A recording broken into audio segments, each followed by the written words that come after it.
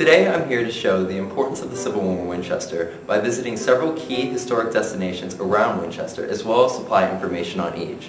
Our first destination will be the Old Courthouse Civil War Museum.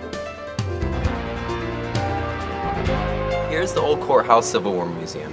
Built in 1840, the courthouse served as a prison and a hospital to both Northern and Southern troops. The museum serves to remember those soldiers and their stories through their equipment they carried, the photographs of the period, and weapons and ammunitions they used, as well as their names carved inside of the walls. We'll be visiting the Museum of the Shenandoah Valley. The museum includes the Shenandoah Valley Gallery, the Glen Burnie Historic House, and 6 acres of gardens surrounding the house. The museum's signature gallery tells the story of the legendary Shenandoah Valley, from its natural riches to the people who have called this region their home over the centuries. State-of-the-art video and audio presentations and hands-on activities for the children provide an experience you will long remember. This gallery's Shenandoah Valley Decorative Arts Collection was also acquired over the 50 years and is now on permanent display. Visiting Stonewall Jackson's headquarters. Stonewall Jackson's Headquarters Museum is a must-see for Civil War enthusiasts. The Hudson River Gothic Revival-style house was built in 1854 and has been lovingly restored and furnished much as it was while Jackson led the Confederate operations during the Civil War. The home served briefly as General Jackson's headquarters during the Valley Campaign of the Civil War from 1861 to 1862.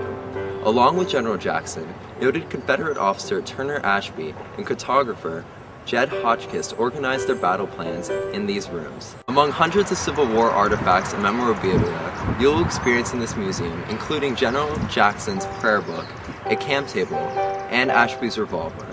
It also has beautifully reproduced gilded wallpaper donated in 1993 by actress Mary Tyler Moore.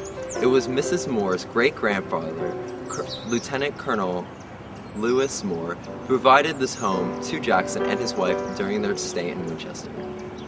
Next, we'll be viewing Mount Hebron Cemetery, where we'll have a special guest give us an introduction to the cemetery and a special insight into someone who's buried there.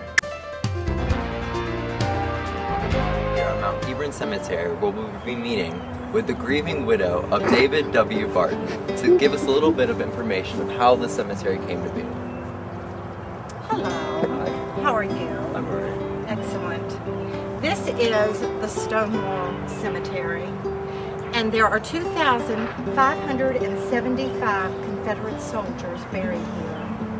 They were gathered up actually by my girlfriends out back in 1866, the year after the war ended. There were so many bodies in makeshift graves throughout Winchester and Frederick County. They died in hospitals, and they died in the fields, the battlefields. And so my friends said they all need to be together in a place where they can be memorialized.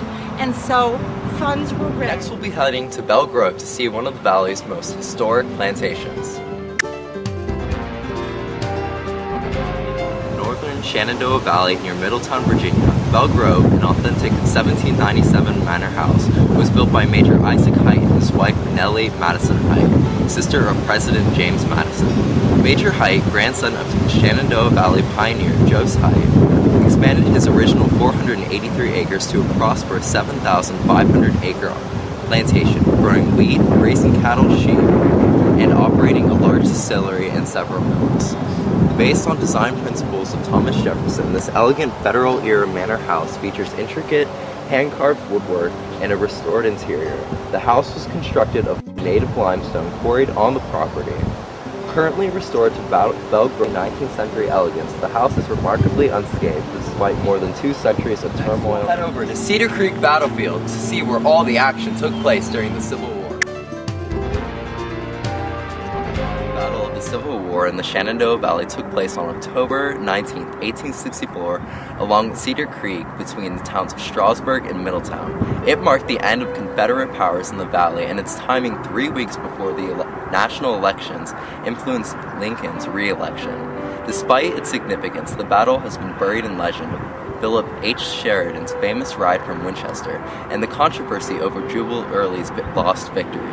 The land which his battle rage is still nearly the same as it was in 1864, yet few people visiting are even aware that the battle took place over this quiet farmland. Heading to Kernstown Battlefield. A number of military engagements took place in the fields of Pritchard Grim Farm.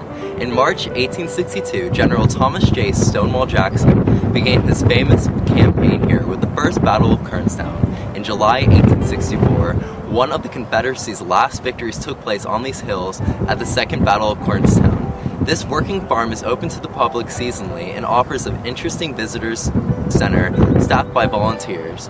The park features a walking trail with a series of interpretive markers describing the historic events that occurred. Whether you're looking for historic headquarters or battlefield reenactments, Winchester has a plethora of Civil War attractions worth visiting. Having seen them firsthand, I promise you it's a trip worth visiting. Think Winchester, think Civil War. Experience history here in Winchester, Virginia.